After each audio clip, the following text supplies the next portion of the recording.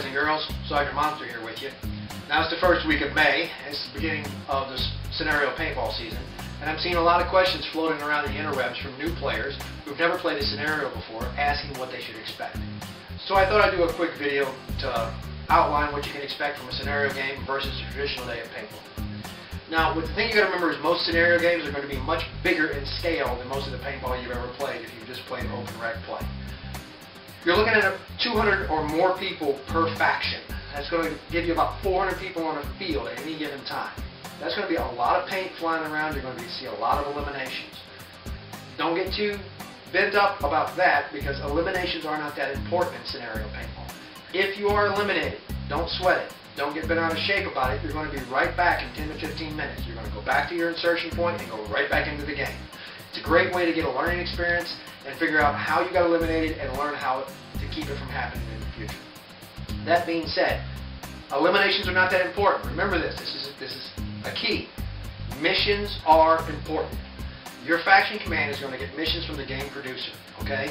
These missions are going to have several parameters. You're going to have place parameters. You're going to have time parameters. You're going to have actions on target. All these different things.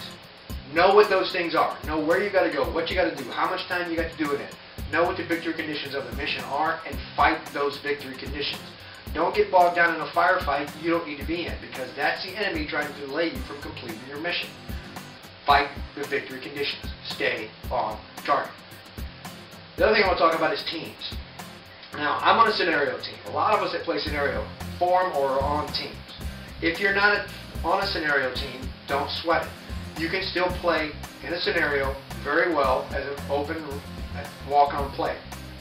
What you can do is, if you are a player who prefers to play by themselves as a lone wolf or a Ronin, just make sure somebody in your faction command is aware of that. Make sure that they know that you think you have the skill set and you have the drive to play by yourself. You don't want to be bogged down with a team and you just want to run and gun.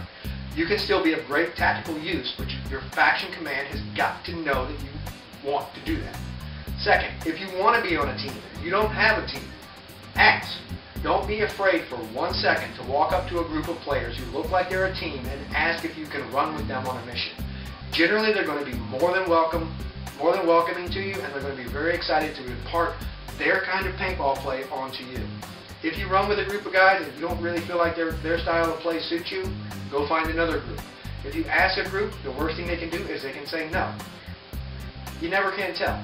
I've made some of my best friends in life by walking up to people at the paintball field and asking if I can play with them. Never haven't seen them before. It's a great way to get to meet people, and you'll never meet a group of people more invested in your success than your fellow scenario paintball players.